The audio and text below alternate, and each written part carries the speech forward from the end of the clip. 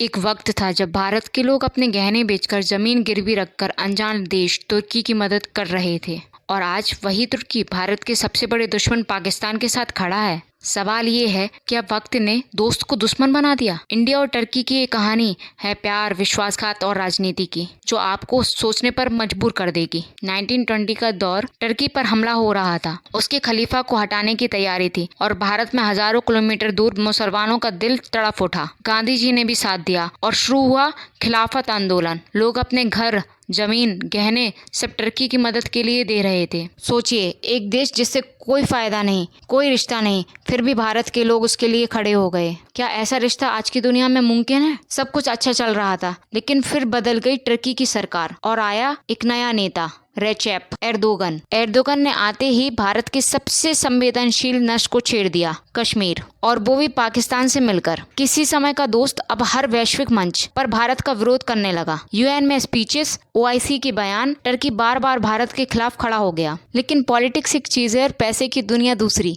चाहे रिश्ते कितने भी खराब हो जाएं, इंडिया और टर्की के बीच $12 बिलियन का व्यापार आज भी चलता है। Indian pharma, Turkish infrastructure, technology, tourism, दोनों देशों के लिए एक दूसरे की जरूरत है। टर्की में इंडियन इंजीनियर काम करते हैं और इंडिया में टर्किश एयरलाइंस उड़ान भर रही हैं। ये दिखाता है सब कुछ काला सफेद नहीं होता, कुछ रिश्ते गिरे भी होते हैं। पॉलिटिक्स ने भले ही दूरी बना ली हो, लेकिन दिलों में नहीं। आज टर्की के सीरियल्स भारत में सुपरहिट हैं। इस्तांबुल में भारतीय शादी होती है, कैपाडोचिया में इंडियन हनीमून मनाने जाते हैं। कल्चर दिलों को जोड़ता है, बिना पासपोर्ट, बिना वीजा। टर्की के कुछ लीडर अब खुलकर कह रहे हैं हम भारत से फिर से दोस्ती चाहते हैं। वहीं इंडिया भी स्मार्ट डिप्लोमेसी से जवाब दे रहा है, बिना झुके लेकिन दरवाजा बंद किए बिना, क्योंकि असली ताकत गोली में नहीं, बातचीत में होती है। और भारत यही करना चाहता है, ताकत के साथ शक्ति से। एक देश जो खुद को इस्लामिक दुनिया का लीडर कहता है, एक देश जो खुलेआम भारत के खिलाफ बोलता है, और एक देश जो अब पाकिस्तान को खतरनाक हथियार देने लगा है। ऑपरेशन सिंदूर के बाद अब भारत में एक तेजी से आवाज उठ रही है, बाइकॉट टर्की। लेकिन क्या ये सिर्फ एक सोशल मीडिया ट्रेंड है या इसके पीछे एक गंभीर और देश के भविष्य से जुड़ी हुई सच्चाई छुपी है? भारत और तुर्की के बीच लंबे समय से ट्रेड, टूरिज्म और डिप्लोमेटिक रिश्ते रहे हैं, लेकिन पिछले कुछ वर्षों में तुर्की का रुख पूरी तरह बदल गया और इसकी शुरुआत हुई तुर्की के राष्ट्रपति रेचेप एर्दोगन के बयानों से। यूएन जनरल असेंबली में एर्दोगन ने कश्मीर को विवादित क्षेत्र कहा और पाकिस्तान के दृष्टिकोण का समर्थन किया। उन्होंने भारत को दमनकारी ताकत बताया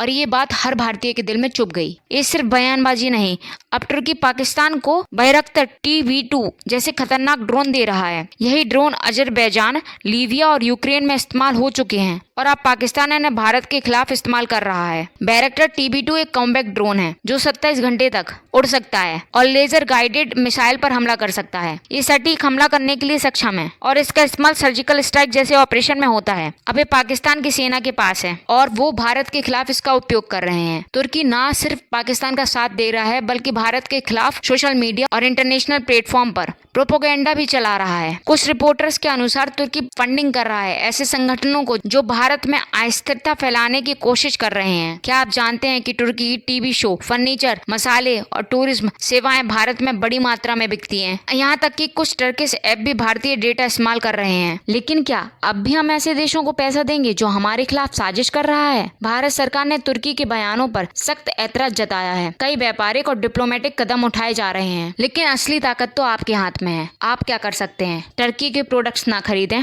उनके टूरिज्म को प्रमोट ना करें, सोशल मीडिया पर बाइकॉट टर्की फैलाएं, अपने दोस्तों को जागरूक करें। जब कोई देश हमारे देश का अपमान करता है तो हम सिर्फ जवाब नहीं देते, हम सबक सिखाते हैं। ये सिर्फ विरोध नहीं, एक संकल्प है। बाइकॉट टर्की सिर्फ एक ट्रेंड नहीं, एक आंदोलन है और ये आंदोलन तब तक चलेगा जब तक तुर्की भारत का सम्मान करना नहीं सीखता। अगर आपको ये वीडियो पसंद आई हो तो लाइक करें, चैनल को सब्सक्राइब जरूर करें और कमेंट में बताएं क्या आप बाइकॉट टर्की कर पाएंगे? भारत माता की जय। वंदे मातरम।